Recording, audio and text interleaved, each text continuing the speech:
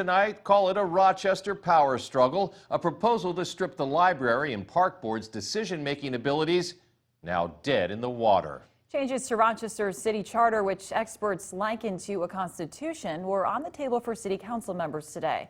KMT News 3's Anthony Monzon has all that and much more. Anthony? Well, Katie and George, those proposed amendments to the City Charter would have revoked the authority of the park and library boards to manage budgets and hire and fire directors. But tonight, those changes were soundly rejected, with the council voting 6-1 against adjusting the document. Councilmember Sean Palmer was the only city leader to vote in favor of the changes. The council's decision came after a public hearing in which presidents of both boards and community members expressed opposition to the amendments. Councilmember Patrick Keene says he understands some of the concerns raised by those in favor of the changes, but doesn't see any problems the amendments would have solved. I do not see any concrete or practical real-world problems that these changes would rectify. And I worry that at the practical level, the impact of these changes would be a blurry signal to the community that Rochester is not interested in the highest level of community engagement.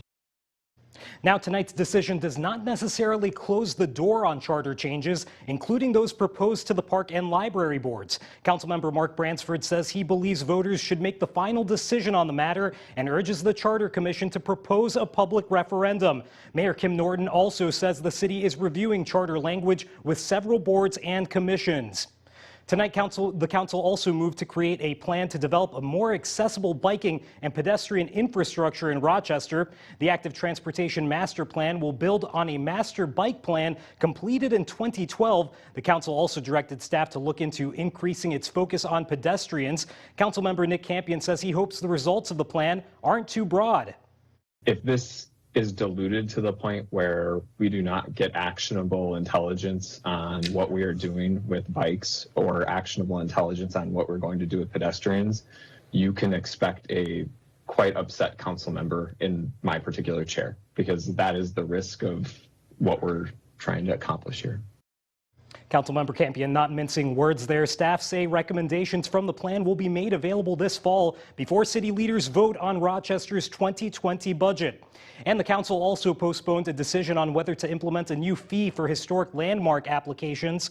The fee would range from $100 to $300 in addition to a $1,500 refundable deposit. Staff say implementing a fee would help pay for the research each application requires. A majority of council members said they'd like more input before making a decision. Councilmember Mark Bransford is concerned the fee could prevent preservation of historic buildings.